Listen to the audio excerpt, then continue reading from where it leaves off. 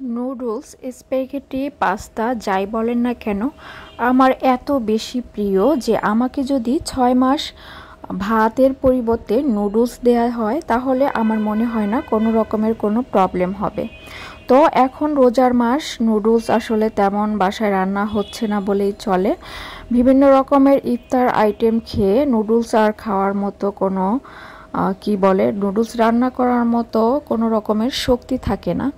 তাই আজকে আমি ডিসাইড করেছি যে আজকে রাতে আমি আর আমার ভাগিনী সাহারির টাইমে আমরা নুডলস খাবো। তার জন্য রাত 3টা বাজে তখনই রান্নাঘরে গিয়ে নুডলস খুঁজে একটা মোটা স্প্যাগেটি প্যাকেট পেয়ে গেলাম। তো নুডলস সেদ্ধ করা হয়ে গেছে, অবশ্য ঠান্ডা পানি দিয়ে ওটা রেখে দিয়েছি। অবশ্য নুডলস কিভাবে সেদ্ধ করতে হয় এটা ভিডিওতে দেখাতে হবে না। তো আমি এই নুডলসে একটু অন্যরকম স্বাদ আনার জন্য থাই ফ্লেভারের থাই যে স্যুপটা আছে এই স্যুপের গুঁড়া নর্মাল পানির সাথে মিশিয়ে নিয়েছি। বরাবর আমি বলেছি যে আমার নুডলস অনেক বেশি পছন্দ, তাই আমি নুডলস নিয়ে একটু রিসার্চ করতে পছন্দ করি। আর আমি বিভিন্ন রকম নিজে নিজে ট্রাই করি, বিভিন্ন স্বাদের বিভিন্ন রকম একটু অন্যরকম করে নুডলস রান্না করতে ট্রাই করি। মাঝে মধ্যে অনেক বেশি ভালো হয়, মাঝে মধ্যে দেখা যায় অনেক বেশি খারাপ হয়েছে। নুডলসের সাথে রান্না করার জন্য আমি সসেস, মুরগির মাংস, গোলমরিচের গুঁড়া, সয়া সস, সাথে কাঁচামরিচ, পেঁয়াজ, ক্যাপসিকাম এগুলো নিয়েছিলাম।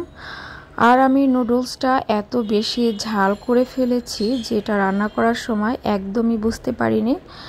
আমি সব সময় নুডলস রান্না করার সময় 5 থেকে 6টা কাঁচামরিচ অ্যাড করি, সাথে যদি একটু গোলমরিচ অ্যাড করি সেটা হচ্ছে অপশনাল। কিন্তু আমি জানি না কেন কী কারণে আমি এতগুলো কাঁচামরিচ দিয়ে ফেলেছি। তো নুডলসটা অসম্ভব ঝাল হয়েছিল। আমার ভাগিনী খেতে অনেক কষ্ট হয়েছে, তারপরেও খেয়েছে কারণ নুডলসটা অনেক বেশি ক্রিমি আর মজা হয়েছিল। তো পেঁয়াজ মরিচ ভেজে আমি সবগুলো যে সসেস, মুরগির মাংসগুলো ভেজে রেখেছিলাম সেগুলো অ্যাড করে দিলাম। আর সাথে গোলমরিচ দিয়ে আরও একটু ভেজে নিচ্ছি। আর সয়া সস তো দিতে হবে, সয়া সস দিলে হয়, না দিলেও হয়, অপশনাল, কিন্তু থাকলে অবশ্যই দিবেন। সাথে আবার এতগুলো কাঁচামরিচ দেওয়ার পর আবার চিলি ফ্লেক্স দিয়েছি। আমার মাথায় সেদিন কি হয়েছিল ঝালের প্রতি আমি নিজেও জানি না। তো আমার কাছেই ঝালের জন্য একটু কষ্টকর হয়ে গিয়েছিল। আর যারা ছোট ভাগিনী ওদের অবস্থা কি হবে একটু বুঝেই নেন। আর আমি যে থাই স্যুপের গুঁড়াটা অ্যাড করে রেখেছিলাম পানির সাথে মিশিয়ে নিয়েছিলাম, ওইটা হচ্ছে যে এখন এই নুডলসের সব মশলার সাথে অ্যাড করে নিচ্ছি। তো এটা দিলে নুডলসের স্বাদটা এত পরিমাণ বেড়ে যায়। অবশ্য স্যুপের একটা ঘ্রাণ থাকে, তারপরও নুডলসটা এত বেশি ক্রিমি ভাব এনে দেয়, পুরো টেস্টটাই চেঞ্জ হয়ে যায়।